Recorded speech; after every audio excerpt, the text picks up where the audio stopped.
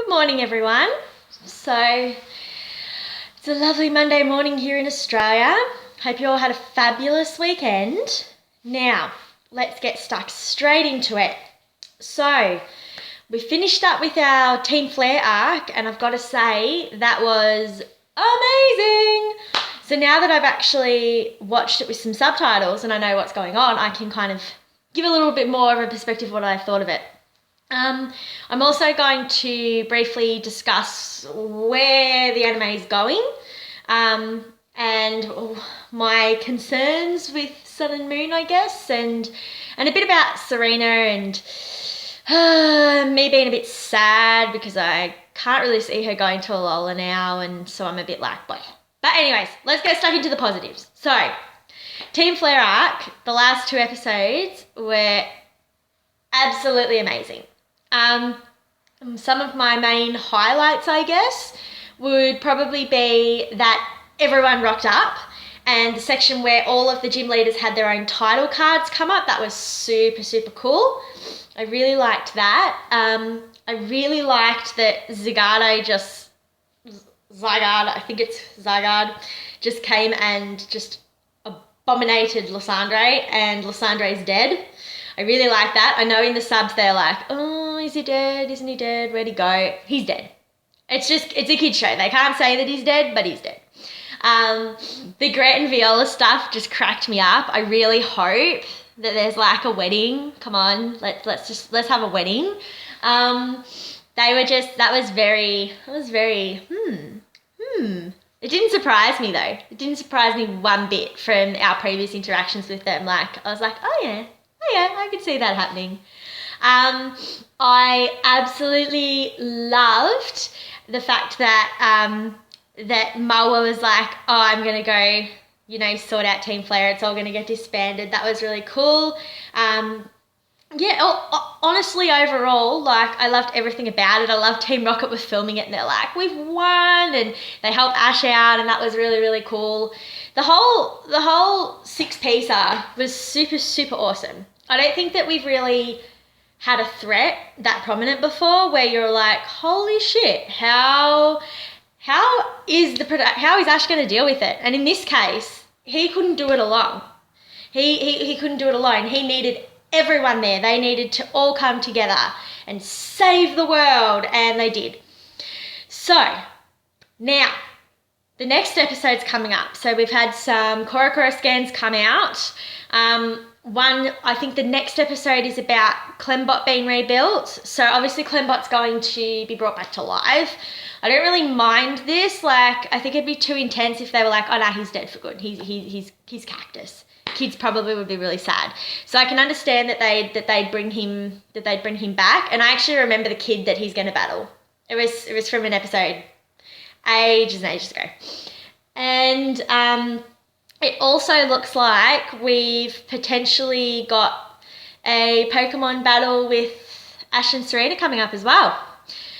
But the title is a bit like, Serena chooses.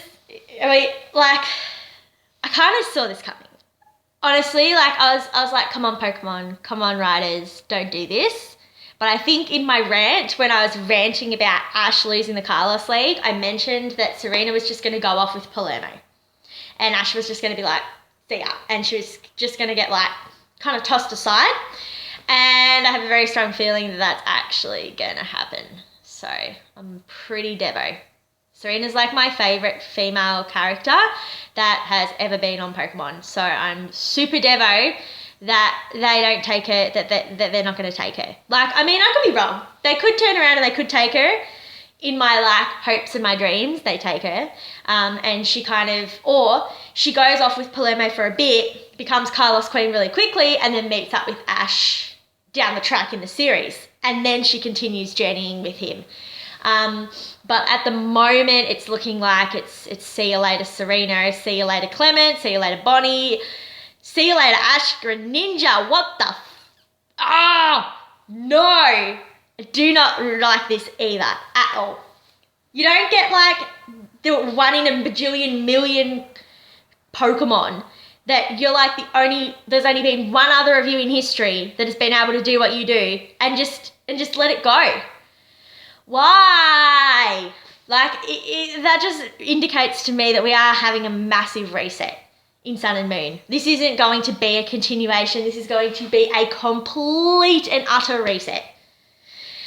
I can't believe he'd get rid of his Greninja. I'm like, what was the point? Like, I wonder if they've made this series for us and they're like, okay, adults, piss off now. You've had your series. We're going to do the kids series again. Because it did get pretty dark and pretty cool. So now they're like, oh no, we have to do the kids, because then the kids will want to buy shit and the parents will buy it. I'm like, come on guys, we buy lots of things too. We buy lots. And yeah, so I'm like happy in one way because I just had like the most amazing arc of evilness and badassery, and then I'm like sad on the other way because I'm like, it's ending. It's gonna be over. Like I'm just so sad that, you know, Serena's gonna leave, and I'm like, you know what? If you're gonna make Serena leave, and you're gonna let her go, and you're gonna let Ash Greninja go, you better make me bawl my eyes out. You better make it the most emotional leaving ever. Like, she needs to bawl. She needs to weep and be struggling with going and leaving Ash, and she needs to tell him that she loves him and that he's like means so much to her, and he needs to tell her back, or I'm going to be pissed off. I'm not going to be happy. I don't know about you, but if she doesn't confess at all, if they don't acknowledge the amourshipping in this whole series at the end, I'm going to be really mad. Really mad. And I'm just going to be like, yeah. Because I don't even feel like I need to like explain it. Like, it's blatantly obvious. She's into him. Like, they expressly say it. And I want him to be sad to leave her too. Like, I want him crying. I want them, they have to like hug.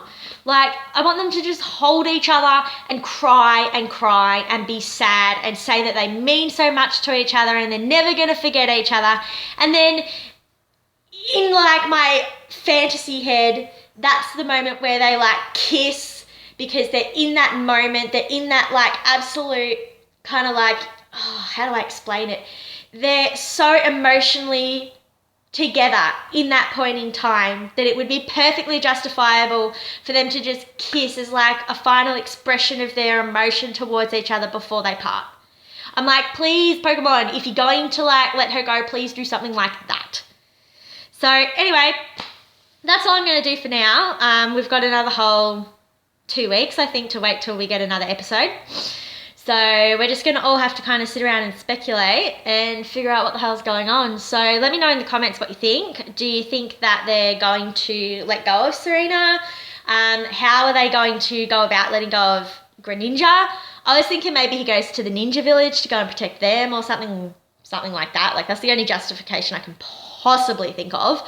But if you've got any other ideas, pop them in the comments. If you like the video, subscribe, all that kind of jazz, share it, blah, blah, blah, whatever. And yeah, so that's pretty much it for today. I have to head off to work, but yeah, just let me know what your thoughts are. Where's it going? If Serena does leave, are you going to stick around and watch Sun and Moon? What are your thoughts? I just want to hear what you guys think about what's ahead for us as a community, what's ahead for the show, how you're feeling. Let's just talk the feels. All right, bye guys. Mwah.